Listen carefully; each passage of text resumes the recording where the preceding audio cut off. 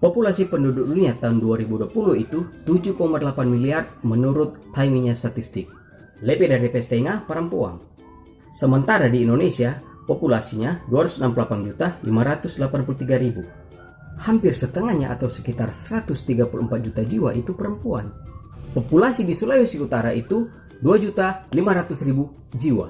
Setengahnya atau 1,2 juta jiwa itu perempuan.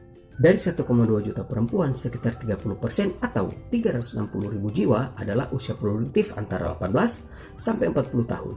Dari 360.000 jiwa perempuan usia produktif, sekitar 30% atau 108.000 jiwa itu masih single atau belum ada peitua.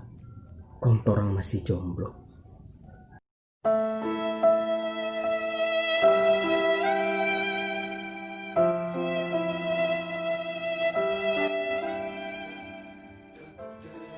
Merry Christmas, John.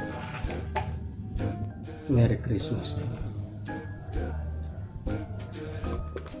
I'm dreaming of a white Christmas, just like the ones I used to know.